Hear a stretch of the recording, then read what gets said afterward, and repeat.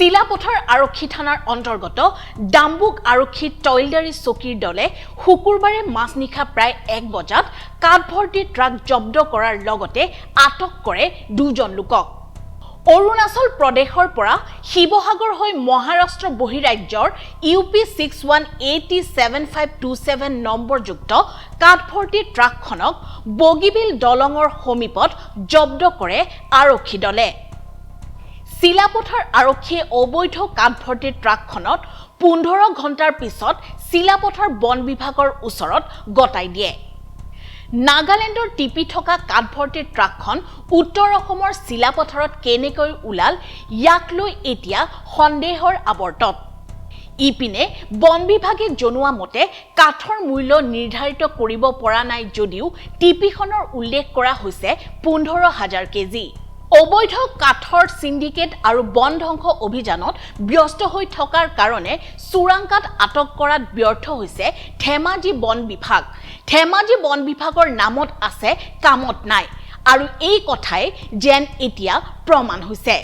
ঘটনাৰ লগত উচ্চ পদস্থ এছাম ৰাজনৈতিক বিষয়া আৰক্ষীক হেঁচা প্ৰয়োগ কৰাত আৰক্ষীয়ে ৰাজহুৱা কৰিব বিচৰা নাই উক্ত অবৈধ কাঠ সিন্ডিকেট ঘটনাটো। এই দাবী ছাত্ৰ মুক্তি সংগ্ৰাম সমিতিৰ উপসভাপতি रुद्र भुयार। नागालैंड से रोड किए थे, रास्ता भटक गए, इधर आ गए थे। कहाँ जाने वाला था? हमको महाराष्ट्र जाना था। रात को कितने बजे पकड़ा है?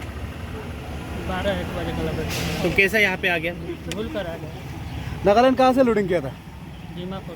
तो दीमापुर से इस तरफ तो कोई रास्ता है नहीं। सर भूल गए तो अरे यार रास्ता ही है नहीं तो कैसे इधर आएगा? रास्ता है ना सर। क्या क्या क्या कितना है यहाँ पे? क्या ये काट कितना है? माल कितना का? माल वही 24-25 टन होगा। क्या मशीन तो नहीं? क्या चीज? लकड़ी है। क्या लकड़ी? अब ये तो नहीं जानते हैं। मालिक किसका है? मालिक कौन है ये? मालिक का नाम नहीं पता है। कैसे तुम लेके आए थे? हैं? कौन रहेगा? नंबर पता है, मालिक का नाम नहीं पता है। तुम्हारा नाम क्या है? ৰহস্যজনক অৱস্থা ৰাখিব খুজিছে, সংবাদ মাধ্যমক জানিবলৈ দিয়া নাই, আমাৰ বিভিন্ন দল সংগঠনক জানিবলৈ দিয়া নাই। গতিকে আমি সন্দেহ কৰিছোঁ যে কোনোবা ওপৰৰ মানুহে ইয়াত ফোন কৰিছে আৰু ফোন কৰি আৰক্ষীক হেঁচা প্ৰদান কৰিছে যাতে গোটেই ঘটনাটো ৰাজহুৱা হ'ব নালাগে। কিন্তু আমি দাবী জনাইছোঁ যে এই ঘটনাটো ৰাজহুৱা হ'ব লাগে। কেনেকৈ অৰুণাচল বা ধেমাজি জোনাইৰ পৰা নাগালেণ্ডৰ টিপি থকা গাড়ীত এনেকৈ খৰি লৈ আপোনাৰ কাঠ লৈ যোৱা হৈছে, এই কথাখিনি ৰাজহুৱা হ'ব লাগে।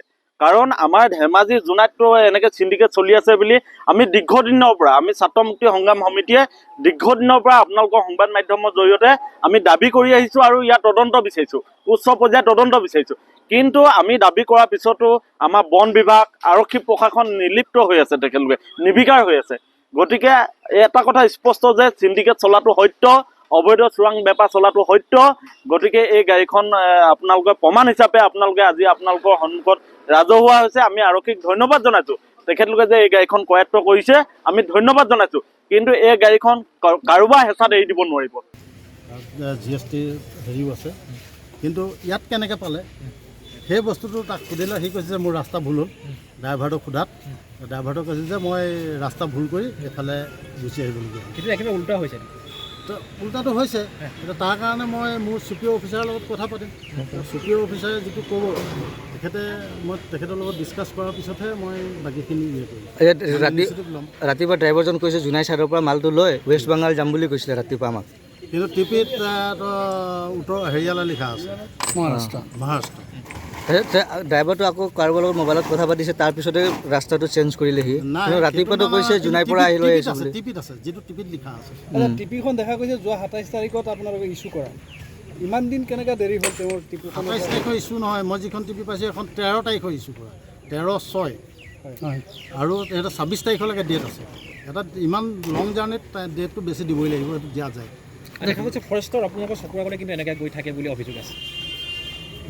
আমি তদন্তত এতিয়ালৈকে পোৱা নাই। আমি যিমানখিনি আমাৰ যিহেতু মোৰ ষ্টাফ একেবাৰে কম, আমি 3জন মানুহ দিনতো ডিউটি কৰিব লাগে, হাতী খেদিবলৈও যাব লাগে, গঁড় খেদিবলৈও যাব লাগে, সকলোখিনি কাম আমি 3টা মানুহেই কৰিব লাগে। গতিকে তাৰ মাজত কিছুমান কেতিয়াবা হৈ যাব পাৰে, আমি গম নাপাওঁ। খবৰ নাপাওঁ। যিখিনি খবৰ পাওঁ, যিখিনি ইয়ে কৰোঁ, সেইখিনি আমি পৰাপক্ষত কৰি আছোঁ। আমাৰ যিখিনি কেপাচিটিৰ ভিতৰত আছে সেইখিনি আমি কৰি আছোঁ। এতিয়া কি কৰিম বুলি ভাবিছে কি সেইখিনি মই চুপিয়াৰ যিহেতু টিটি আছে, মই চুপিয়াৰ অফিচাৰৰ লগত কথা পাতোঁ, তেখেতে ডিচিশ্যন মতে কাম হ'ব। কাৰণ মই এজন ৰেঞ্জ অফিচাৰ বা এজন DFO যিহেতু টিটিৰ ওপৰত মই ঘপককৈ অন্য ষ্টেটৰ হ'লেও মই সেইটো মানে এটা ইনিচিয়েটিভ ঘপককৈ ল'ব পৰা মোৰ মানে পাৱাৰে নকয়, মোৰ ক্ষমতা নাই। গতিকে মই DFOক দিম, DFOই যি ডিচিশ্যন দিয়ে সেইটো তেওঁলোকৰ ৰাস্তা ভুল হোৱাটো প্ৰশ্ন নাই। আজিকালি সকলো মানে ড্ৰাইভাৰৰ হাততে GPS থাকে, মোবাইলে থাকে, সিহঁতৰ ৰাস্তা কেতিয়াও বদলি নহয় তাৰমানে। সেইটোতো তেওঁ কোৱা কথা, গতিকে তেওঁ কি মতলবত আহিছে তেওঁ সত্য কথা এতিয়ালৈকে কোৱা নাই। আমি কৈ দিছোঁ যে আপোনাৰ আমাৰ সন্দেহ হৈছে মানে, গতিকে আপোনালোকৰ ফালৰ পৰা সন্দেহ কৰি পেলাই এইটো তদন্তটো আৰু অকণমান উচ্চ পৰ্যায়ৰ তদন্তৰ কাৰণে মই DFOৰ ওচৰত যাম। তেখেতে যিখিনি কৰিব মইতো কৰিব নোৱাৰোঁ, তেওঁ বেলেগ এখন ডিষ্ট্ৰিক্টৰ DFOক ফোন কৰিব পাৰিব, মই নোৱাৰোঁ। গতিকে তেওঁ নাগালেণ্ডৰ DFOকো হয়তো ফোন কৰিব পাৰে, কিন্তু মোৰ সেইটো ইয়ে নাই। কিমান পৰিমাণৰ ইয়াত আচলতে মূল্য পৰিমাণ? এইটো কেজি হিচাপত বিক্ৰী হয়। একচুৱেলি কেজিত এটা কিমানকৈ বিক্ৰী কৰে আমাৰ গভৰ্ণমেণ্ট ৰেট মতে আমাৰ একচুৱেলি কেজি হিচাপত আমাৰ সেইটো নহয়, আমাৰ পিচ হিচাপত হয় বা সেইটো আমাৰ গভৰ্ণমেণ্ট চিডিউল আছে, চিডিউল মতে আমাৰ এইটো B ক্লাছত আছে। এইটো চিডিউলটো পাৰ CM 4,000 কিবা এটা। A ক্লাছ বুলি আমি জানিব পাৰিছিলোঁ। খোৱাটো A ক্লাছ, চৰি A ক্লাছ 6,000 কেইটকা আছে পাৰ CM। মই এপ্ৰক্স সেইটো পাহৰিছোঁ, চালে মোৰ হেৰিয়াত চালে ওলাব। কিমান CM আছে বুলি ক'লে? CM নহয়, এইটো কেজি হিচাপত আহে। কিমান কেজি? খোৱাৰ আমাৰ যিটো কাঠা বনায় সেইটোৱে বনায়। সেইটো কিমান কেজি আছে ইয়াত? 25,000। 25,000। ঠিক আছে। মানে কেজিতেলে আপোনাৰ অনুমানিক যদি হয় কেজিতে কিমান হ'ব সেইটো মই হেৰি কৰি চালেহে গম পাম, মূল্যটো উলিয়াবৰ কাৰণে উলিয়াব। ঠিক আছে। ধন্যবাদ।